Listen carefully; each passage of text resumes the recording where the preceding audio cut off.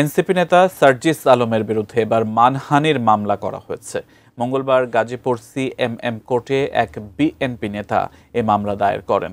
পরে আদালত মামলাটি গ্রহণ করে সিআইডিকে তদন্তের নির্দেশ দেন। তবে ঠিক কি এমন অভিযোগে সার্জিসের বিরুদ্ধে মামলা করলেন বিএনপি নেতা?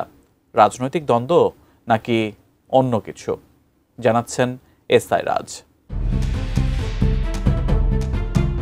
গাজীপুরের চান্দনা মসজিদ মার্কেট এলাকায় গত ৭ আগস্ট সাংবাদিক আসাদুজ্জামান তুহিনকে প্রকাশ্যে কুপিয়ে হত্যা করে একদল দুর্বৃত্ত।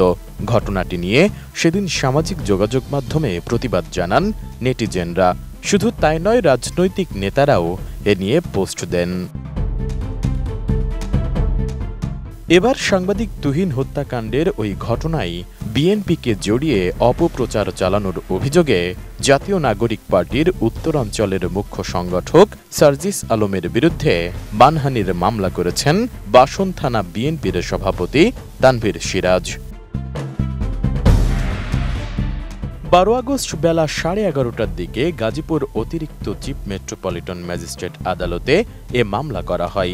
মামলায় প্রথমে ১০ কোটি টাকা ক্ষতিপূরণের কথা বলা হলেও পরে আইনজীবীর সঙ্গে আলোচনা করে ১০ কোটি টাকার বদলে এজাহারে অপূরণীয় ক্ষতির কথা উল্লেখ করেন তিনি।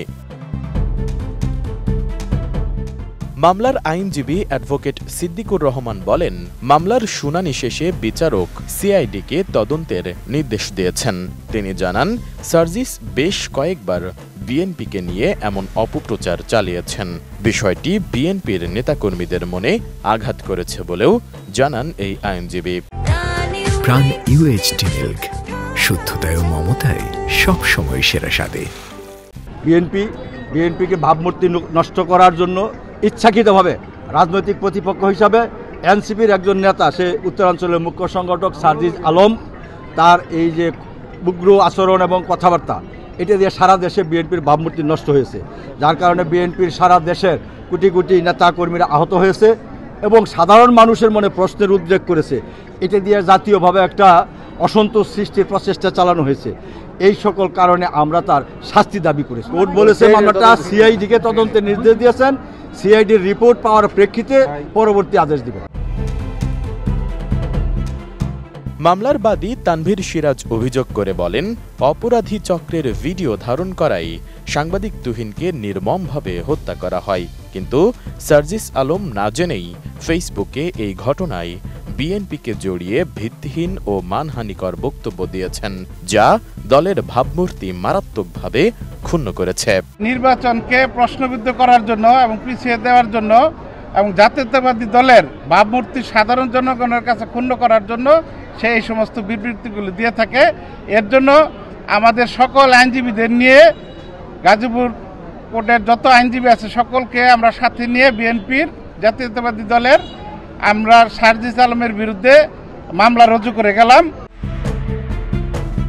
মামলার এজাহার সূত্রে জানা যায়, গত ৭ আগস্ট রাত ৯:৫৫ সার্জিস আলম তার ভেরিফাইড ফেসবুক আইডিতে লেখেন, গাজীপুরে এক বিএনপি নেতার চাঁদাবাজি নিয়ে নিউজ করায় দুপুরে আনোয়ার নামে এক সাংবাদিককে ইট দিয়ে থেতলে দেয় বিএনপির কর্মীরা। দৈনিক প্রতিদিনের কাগজের সাংবাদিক তুহিনকে গাজীপুরের চৌরাস্তায় চা দোকানে রাতে জবাই করে হত্যা করেছে চাঁদাবাজ সন্ত্রাসীরা।